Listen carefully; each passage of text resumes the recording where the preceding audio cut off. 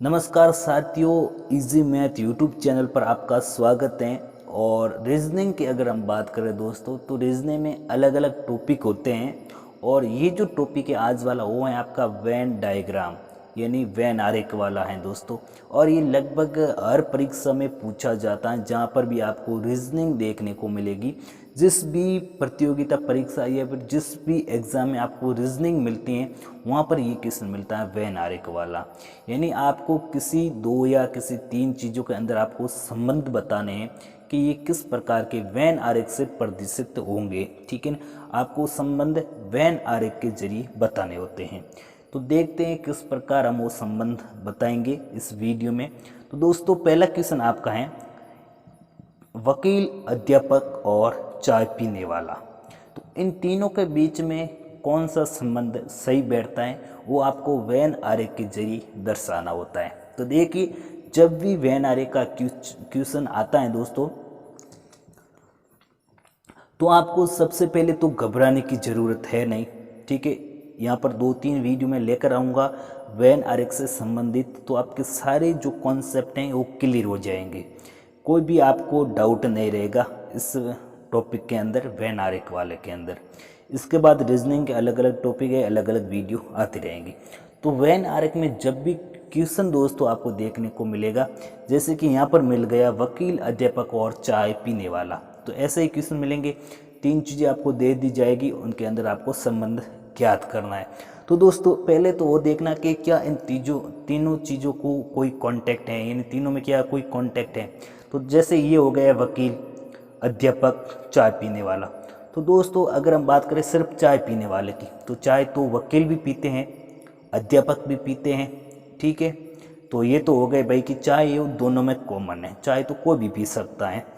अब देखते हैं अध्यापक। अध्यापक दोस्तों चाय भी पी सकता है और वो एक वकील भी हो सकता है। इस पर कोई पाबंदी तो है नहीं ना, कि वो अगर अध्यापक है तो वकील नहीं होगा और अध्यापक है तो चाय नहीं पिएगा।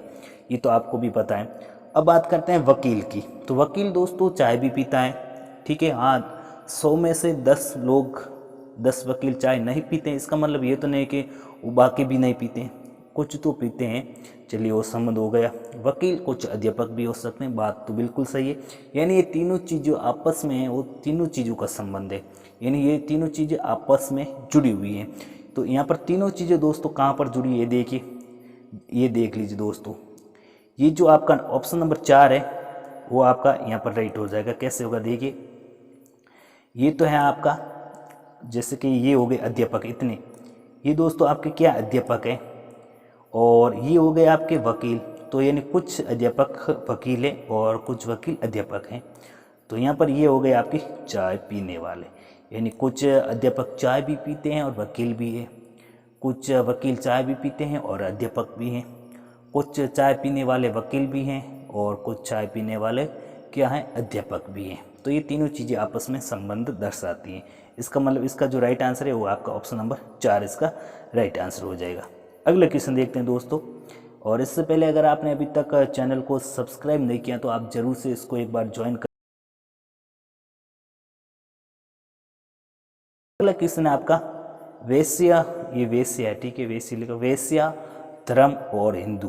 तो दोस्तों देखते हैं क्या इन तीनों चीज़ों का कोई आपस में संबंध है, वेश्या, धर्म, हिंदू। तो दोस्तों हम मानकर चलते हैं कि हिंदू और धर्म, यानी धर्म क्या है, धर्म अलग अलग होते हैं, इस्लाम, मुस्लिम, हिंदू, ये सब क्या है, धर्म के अंदर आते हैं।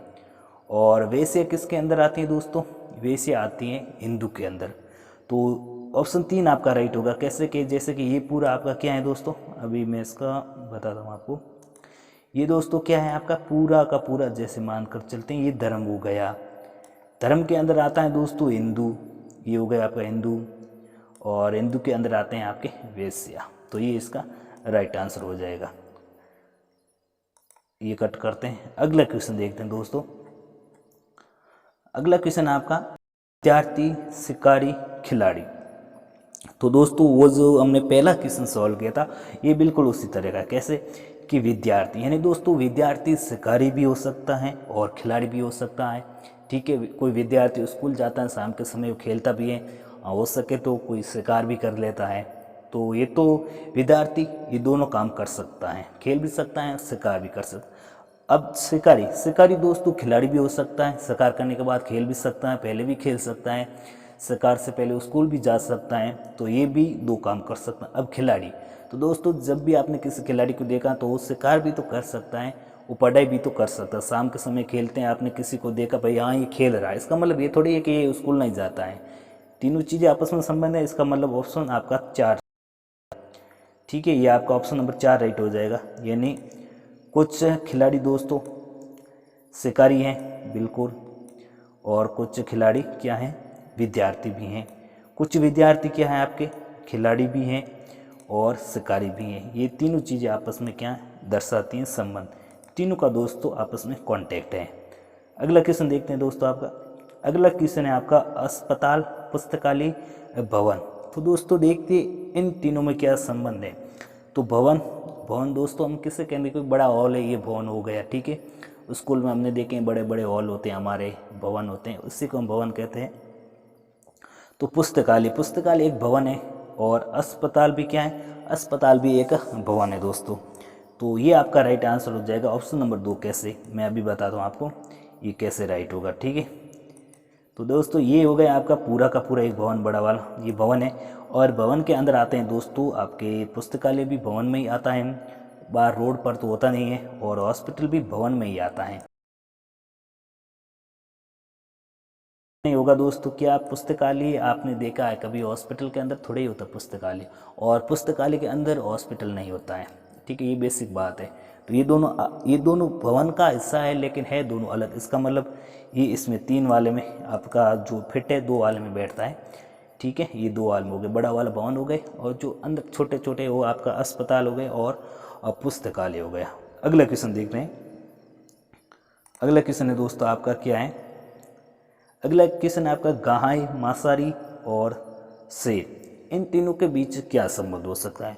तो दोस्तों गाय, मांसाहारी और शेर, तो गाय, मांसाहारी और शेर के बीच अगर हम गाय का इन दोनों से कोई कंपेयर करें तो होता है नहीं, पशु, पशु हो गया, लेकिन पशु ऑप्शन में भी नहीं है तीनों में, ठीक है। अगर यहाँ पर गाय, शेर और पशु आता तो फिर संबंध हम कर सकते हैं, लेकिन गाय का ना तो मांसाहारी के साथ कोई संबंध है और ना ही शेर के साथ, इसका मतलब गाय क्या है, सबसे अलग हो गई। तो ये आपका ऑप्शन 1 है, ये राइट हो जाएगा, क्योंकि ये गाय हो गई दोस्तों, ये आपकी गाय है, ठीक है, ये गाय हो गई, और ये बड़ा वाला है ये हो गया मांसाहारी, और मांसाहारी कौन होता है, शेर होता है। इसका समझना है कि तीनों में क्या आपस में संबंध है, तो आपस में अगर नहीं है तो, क्योंकि गाय का इन दोनों के साथ कोई संबंध नहीं है दोस्तों, गाय का इन दोनों के साथ कोई संबंध नहीं, इसका मतलब ये राइट आंसर नहीं है, ठीक है। अगला क्वेश्चन देखते हैं। अगला क्वेश्चन है दोस्तों आपका कुत्ता, मुर्गी, पक्षी, बिल्कुल ऊपर वाले की तरह ये भी क्वेश्चन है, क्योंकि कुत्ते का मुर्गी और पक्षी के साथ कोई संबंध नहीं है, यानी इन दोनों का कुत्ते के साथ संबंध नहीं है और कुत्ते का इन दोनों के साथ संबंध नहीं है, लेकिन ये पक्षी और मुर्गी का संबंध है दोस्तों। मुर्गी कौन है, पक्षी है, और पक्षी कौन होता है, जो उड़ने वाला, मुर्गी उड़ती है, मुर्गी पक्षी है, ये दोनों आपस में संबंध रखते हैं। इसका मतलब क्या होगा, ये हो जाएगा पहले वाला, ये हो गया आपका पक्षी, और पक्षी के अंदर आती मुर्गी, और कुत्ता एक जानवर है वो सबसे अलग है, यानी इन तीनों में वो कुत्ता अलग है। अगर यहाँ पर होता दोस्तों कुत्ता, मुर्गी, पक्षी, तो मुर्गी यहाँ पर बाहर आ जाती, और जो कुत्ता जानवर होता है यहाँ पर जानवर हो जाता, और जानवर के अंदर आता है आपका कुत्ता, यहाँ पर कुत्ता हो जाता। अगला क्वेश्चन देखते हैं, और ये लास्ट क्वेश्चन है आज का, तो वैसे ठीक है, ये लास्ट क्वेश्चन है, इसको आप थोड़ा इजीली समझोगे ना, कोशिश करो 2-3 बार देखो, एक बार आपको समझ में नहीं आया, मुझे पता है, मुझे भी नहीं आया था, थोड़ा इसको और दिमाग लगाओगे भाई, ये कहना कि इसके आप उदाहरण को सॉल्व करिए दोस्तों, जितने ज़्यादा हो सके उतने आप इसके उदाहरण जो दिए होते हैं किताब में, प्रैक्टिस होती है, अभ्यास पर्सन होते हैं, उनको आप सॉल्व करते जाओ रीजनिंग में, आपको और आसानी से और बेहतर तरीके से समझ में आएंगे। ये लास्ट क्वेश्चन है दोस्तों, कान, मुख, शरीर, तीनों में क्या संबंध है।